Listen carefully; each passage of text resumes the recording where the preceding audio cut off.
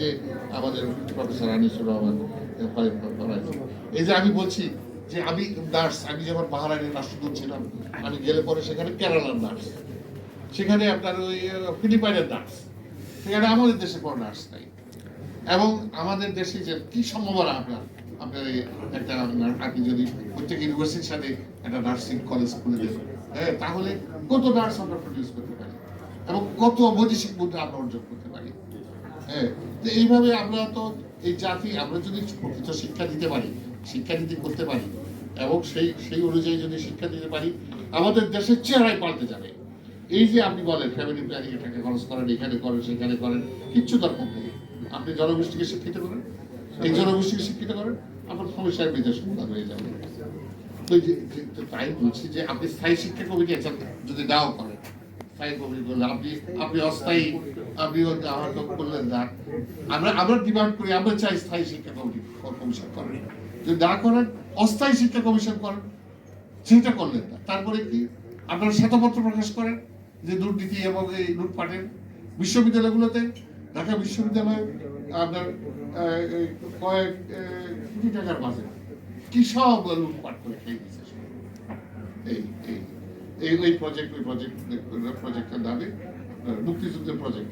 আর এই মুক্তিযুদ্ধের প্রজেক্ট, মুক্তিযুদ্ধ তো আমাদের জীবনের সাথে জড়িত, আমাদের অস্তিত্বের অংশ। আপনি কিসের মুক্তিযুদ্ধ প্রজেক্ট করে আবার আপনার 5 কোটি টাকা খরচ করে 10 কোটি টাকা খরচ করেছেন?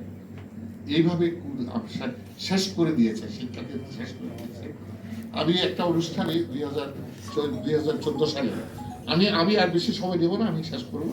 2014 সালে আমি যখন রিটায়ারমেন্টে যাই, তখন আমাকে একটা সম্বর্ধনা দেয় ঢাকা বিশ্ববিদ্যালয় থেকে।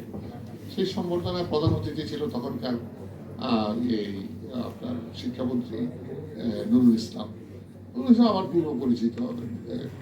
তো সেই অনুষ্ঠানে আমি এই কথা বললাম যে কি শিক্ষা দিচ্ছি, শিক্ষা আপনার শিক্ষকে ইংরেজি লেখে, তার বাক্যের মধ্যে ভাব থাকে না।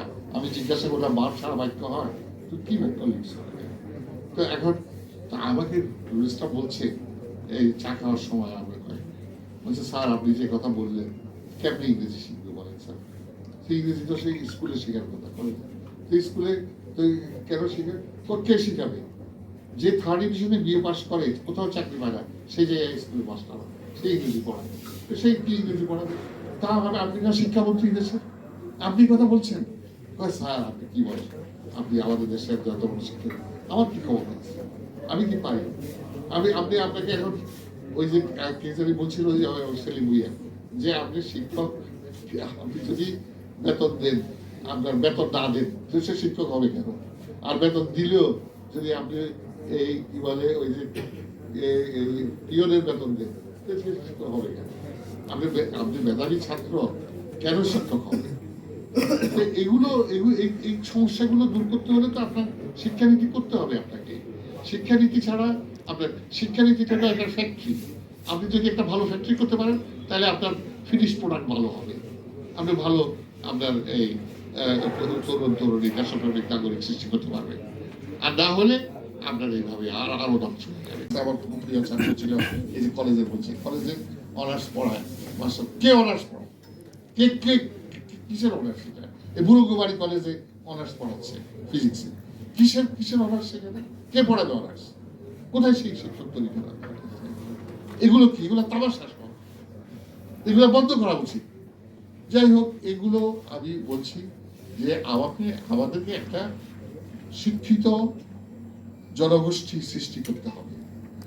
আমাদের যে ভোকেশনাল এডুকেশন, কি অপার সম্ভাবনা আছে আমরা যদি ভোকেশনাল এডুকেশন দিতে পারি, প্র্যাকটিক্যাল এডুকেশন দিতে পারি, তাহলে একটা শিক্ষিত জনগোষ্ঠী যদি আমরা গড়ে তুলতে পারি, তাহলে আমরা জ্ঞান ভিত্তিক সমাজ আমরা তৈরি করতে পারবো। এবং জ্ঞান ভিত্তিক সমাজ তৈরি করতে পারলে একটা মানবিক সমাজ সৃষ্টি হবে, এবং সেটা যদি সৃষ্টি হয় তাহলে একটা গণতান্ত্রিক সমাজের দিকে আমরা যেতে পারবো।